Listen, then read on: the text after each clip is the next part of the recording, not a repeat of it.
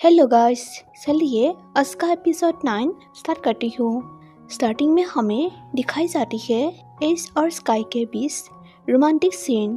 फिर हमें कुछ घंटे पहले का स्टोरी दिखाई जाती है जहाँ एस ऑफिस में होता है।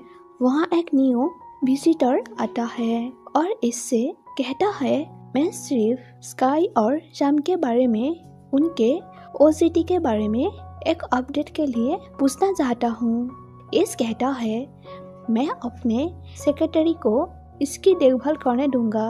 वो आदमी कहता है बस इतना ही, क्योंकि यह दूसरी बार है जब स्काई ने प्रॉब्लम पैदा किया है। एस कहता है मेरे डैड के बारे में बस एक प्रॉब्लम थी और यह पर्पस नहीं था। चिंता ना करे, मैं उन्हें जल्द से जल्द इसकी देखभाल करने दूंगा।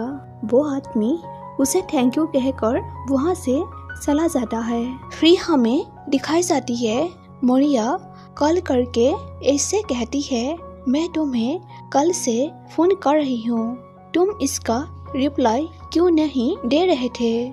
स्काई कहता है मैं सो गया था। मोरिया कहती है तुमने जवाब देने की भी परवाह नहीं की। स्काई कहता है मैंने अभी अभी कहा था कि मैं सो रहा था। मोइरा कहती है स्काई मैं तुम्हें बहुत मिस करती हूँ, मुझे उम्मीद है तुम ठीक हो।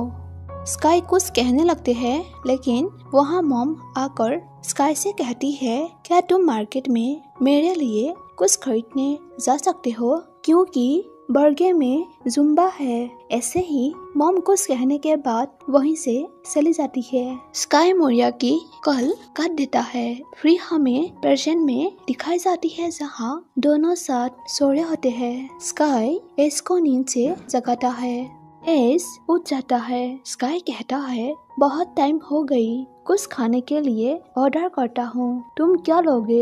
एस कहता है तुम बताओ। स्काई कहता है कल रात तुम्हारे पास पहले से ही बहुत कुछ है, मेरा मतलब था तुम क्या ऑर्डर करना चाहते हो। स्काई कहता है ठीक है फूड ऑर्डर कर देता हूँ। वो लोग ऐसे ही बात करते हैं। फिर दोनों साथ सवार लेता है।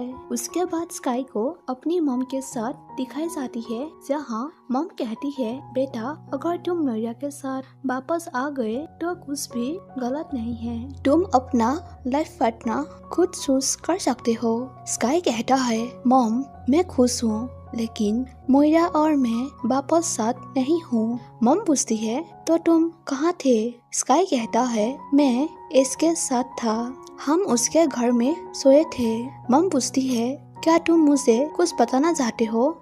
स्काई कहता है मैं खुद को समझ नहीं पाता, जब से मैं एक बच्चा था तब से मेरा भावनाएं पहले से ही अलग था, लेकिन यो मैं हूँ। मॉम कहती है तुम्हें पछताने की जरूरत नहीं है, प्यार में कुछ भी गलत नहीं है। मुझे इस बात का डर है कि दूसरे लोग तुम दोनों के बारे में क्या सोचेगा, और मुझे यह भी नहीं पता तुम्हारे डैड इस बारे में क्या कहेगा। याद रखना कि हम हमेशा तुम्हारे साथ हैं। स्काई कहता है क्या तुम्हें पता है मैं तुम्हारे लिए बहुत लकी हूँ। वो दोनों ऐसे ही बात करते हैं और यहाँ मॉम स्काई को प्यार करने के लिए सपोर्ट करते हैं और दोनों एक दूसरे से गले लगाकर रोने लगते हैं। तभी वहाँ उसके डैड आता है।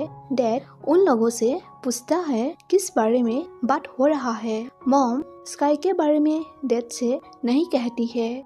फिर हमें कॉलेज का सीन दिखाई जाती है जहाँ टीचर सभी से रिक्वायरमेंट के बारे में पूछता है। जहाँ कॉर्नर से टीचर कहता है तुम्हारा बहुत सी रिक्वायरमेंट मिसिंग है। कॉर्नर कहता है मैं हर दिन वर्क करता हूँ। टीचर उसे रिक्वायरमेंट फिनिश करने के लिए कहता है। फिर टीचर स्काई से कहता है मैंने सुना है कि आप जिस कंपनी में हैं उसमें आपको एक और प्रॉब्लम का सामना करना पड़ा। स्काई कहता है सर यह एक छोटी सी गलतफहमी थी, लेकिन मैंने सब कुछ फिक्स कर दिया।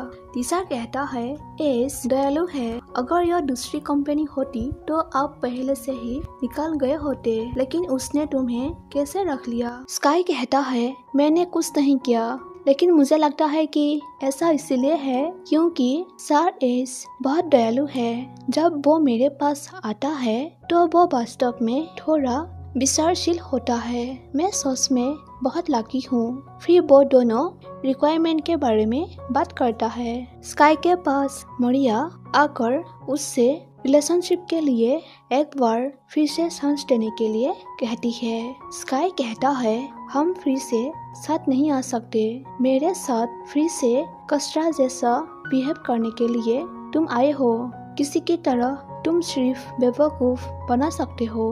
मुझे अब और नहीं चाहिए। मरिया पूछती है क्यों, तुम्हारे पास कोई और है क्या? तुम पहले से ही किसी के साथ हो? मुझे बताओ ताकि मुझे पता चले कि मेरी जगह कहाँ है। स्काई कहता है मरिया ये सब खत्म करो क्योंकि मैं अब तुमसे प्यार नहीं करता। ऐसे कहकर एस वहाँ से चला जाता है। मरिया रोने लगती है। फिर हमें स्काई और एस को साथ दिखाई जाती है जहाँ एस अपने लिए और स्काई के लिए सेम परफ्यूम लाता है और वो उसे देता है और दोनों साथ काफी खुश नजर आते हैं। फिर दोनों बाहर जुग को लेकर वॉक करता है जहाँ एस पूछता है क्या तुम आज बिजी हो? स्काई नहीं कहता है।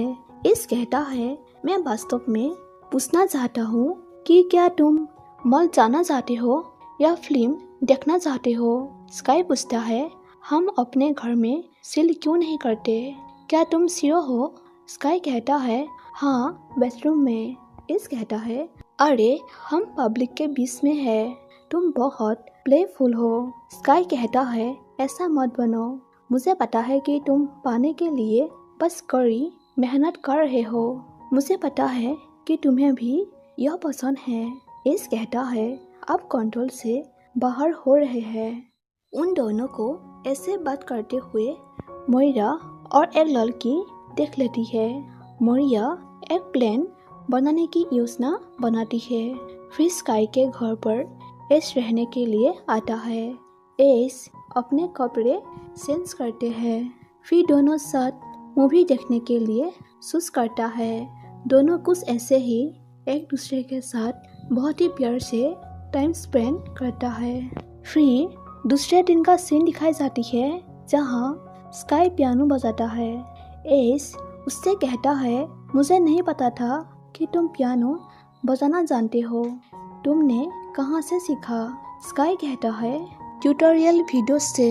हमारे पास घर पर पियानो नहीं है इसीलिए मुझे वास्तव में ज़्यादा प्ले करने को नहीं मिलता है।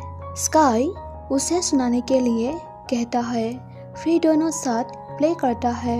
फिर हमें उन दोनों को रात में डिनर के टेबल पर दिखाई जाते हैं जहाँ एस उससे पूछता है क्या मैं तुम्हारा प्यार हूँ? स्काई कहता है इस बात को लेकर मैं थोड़ा नर्वस हो गया, लेकिन तुम मेरा फर्स्ट बॉयफ्रेंड हो जिसके साथ मैं पहली बार डेट कर रहा हूँ। प्यार का कोई जेंडर नहीं होता। अगर तुम उस व्यक्ति से खुश हो, अगर तुम्हें लगता है कि तुम्हारे लिए उनकी भावनाएं सच है तो खुद के साथ ईमानदार होकर उसके साथ रहना चाहिए। एस कहता है मुझ पर हंसो मत, ठीक है?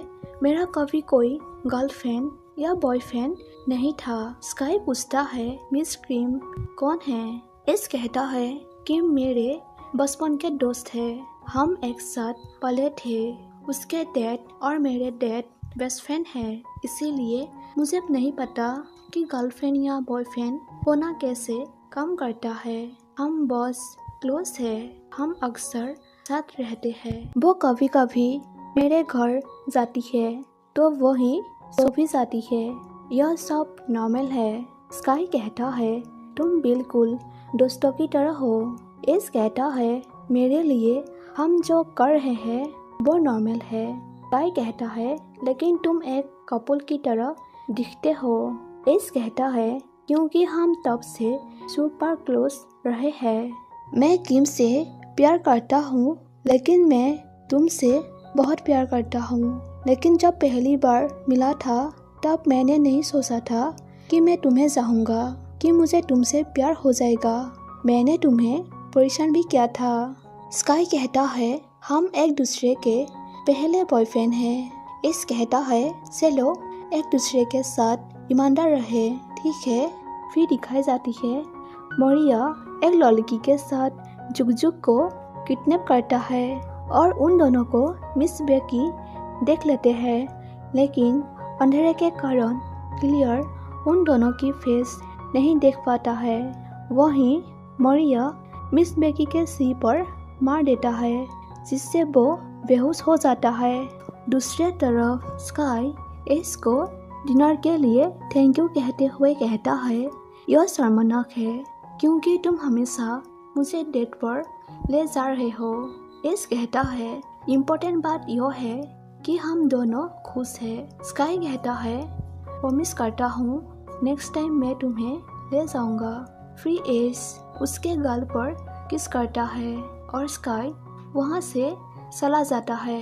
घर के अंदर एस जुगजुग और मिस बेकी को ढूंढता है और उसे मिस बेकी को बेहोश के हालत में पाता है।